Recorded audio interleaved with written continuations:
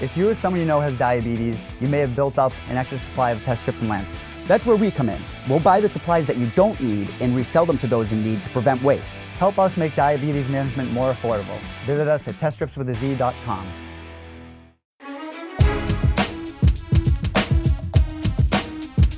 All right, we have Peter Barrett on the show. He'll be back in action 6 days from now against Sang Hoon Yoo on the final Dana White's Contender Series fight card of the season this Tuesday night. Slippery Pete is here, and he's in the car. How are you, man?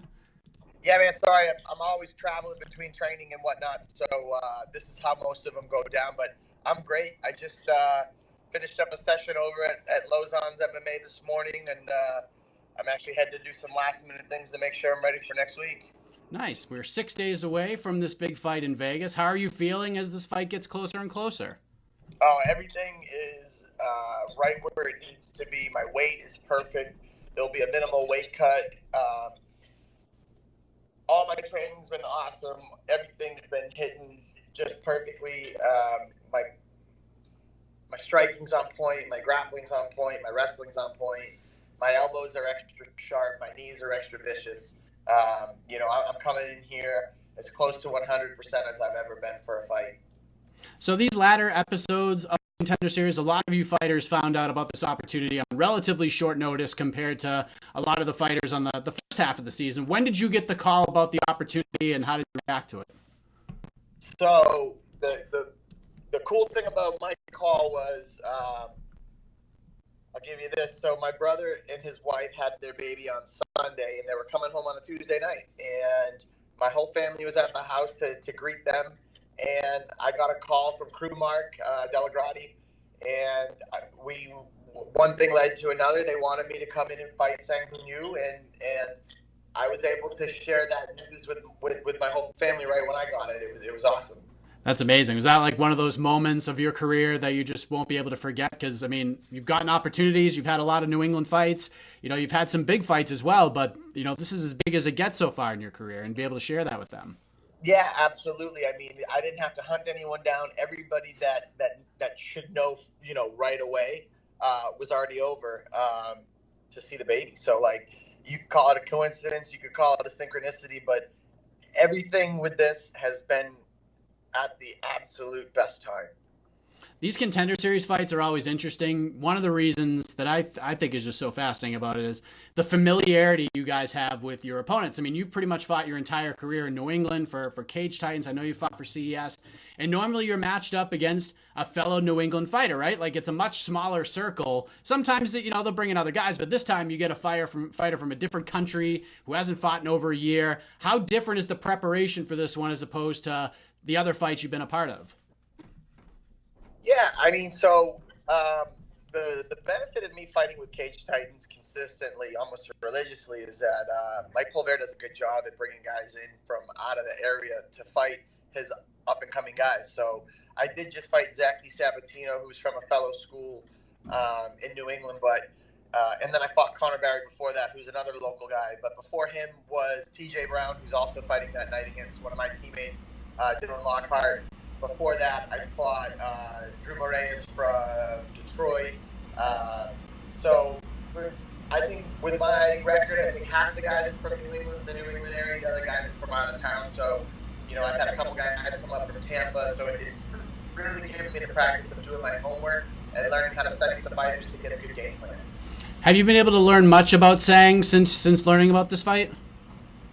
Yeah, I mean, his most recent 3 fights are all on YouTube. So, I do my homework. I watch the fights. I get an idea of what I want to do. I then will talk to my manager, my coaches, see what they saw, make sure we're seeing the same things, and then formulate a game plan from there.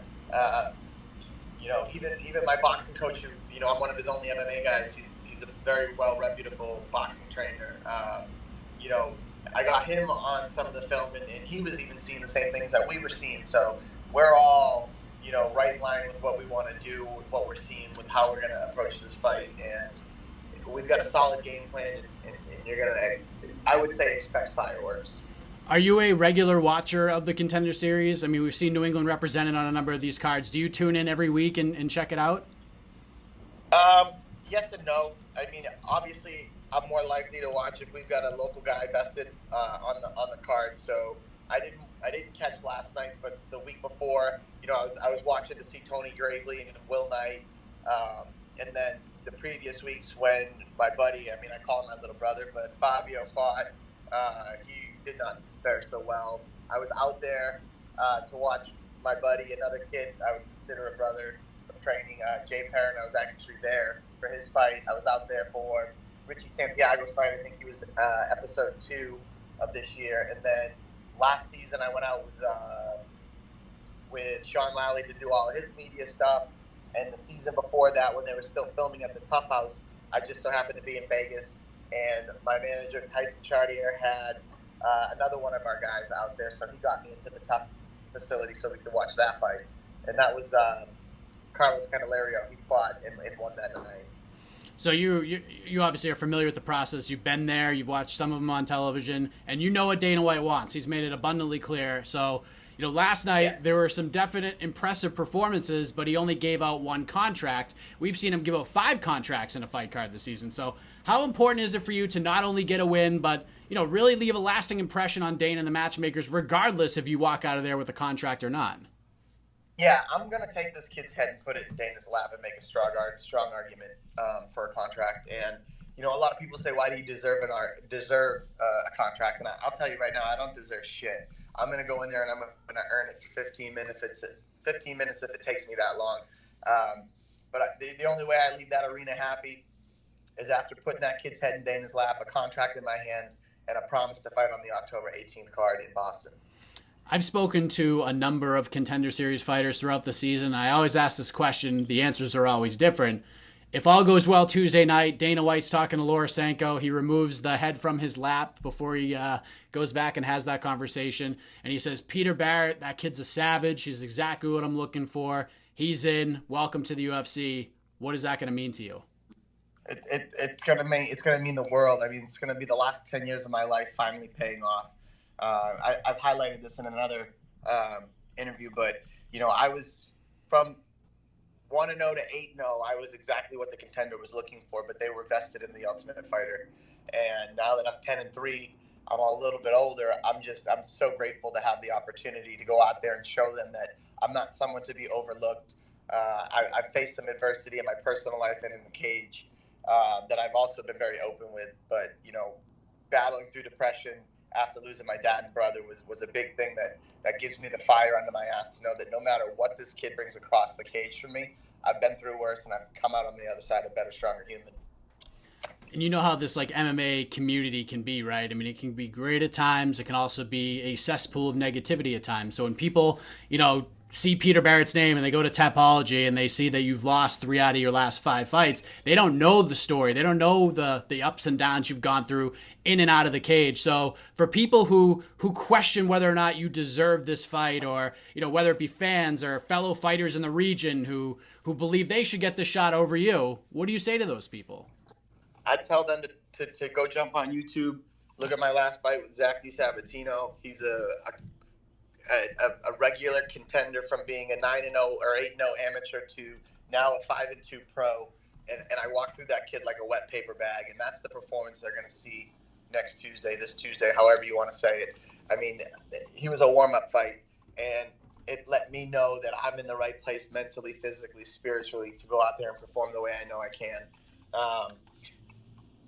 Just to highlight it, my younger brother passed away from an accidental overdose of fentanyl on July 3rd, 2017. My dad then died of a heart attack September 7th, and September 2nd, 2 months later. And it spun me in a really dark place, a lot of depression, a lot of self-medicating, while still trying to fight. I took the fight with TJ Brown on the heels of my dad passing, thinking that fighting would be what pulled me through it, and I just wasn't there mentally or physically. And TJ Brown's another kid who's fighting tomorrow night, and it took him, I would say, on one of my worst days. I battled that kid for 3 rounds before he got me in a head and arm. I even knocked him out in the first round and knocked him right back in. So if they want to go tit for tat, the kid that's fighting right before me is someone that I battled for 3 rounds on my worst day, and he's had nothing but up and upcoming since we fought. So, I mean, I welcome the criticism. It's fine. They'll see what happens on Tuesday night when I go in there against Sang Hoon Yoo, and I really let everybody know that I'm not someone to be overlooked. I like it, man. I like the attitude. I'm looking forward to this fight. Peter Barrett getting ready to head to Vegas to face Sang Hoon Yoo this Tuesday night on the final Dana White's Contender Series of the 2019 season. I appreciate the time, man. Before we let you go, let the folks know how to follow along with you on this journey via social media, shout-outs, anything else you want to get off your chest. The floor is yours, man. Yeah, guys, jump on me on Instagram, Slippery Pete 145. I mean, I'm very active. I'm very vocal. I sell T-shirts. This is my newest design here yet. It's a nice little Krispy Kreme ripoff, so don't share it with those guys because they might come after me. But I like everything. I'm a brand. I market myself. I run myself as a business. This is not, you can't just get in this game anymore and fight and think things will happen. You got to be vocal. You got to know how to run your stuff. You're a brand. You got to sell yourself, and that's another thing that I think Dana's looking for. He's gonna put me in front of that camera, and I'm gonna chop it up with whatever her name is, that cute little blonde that's there. We're gonna have a great interview after that fight. I'm gonna talk directly straight to Dana through that camera, and I'm gonna show them on the whole package. So grab me on Instagram, Slippery Pete 145, and we'll catch up there. Thanks, Pete. All the best to you on Tuesday night. We're really looking forward to it, man. Oh yeah, thank you.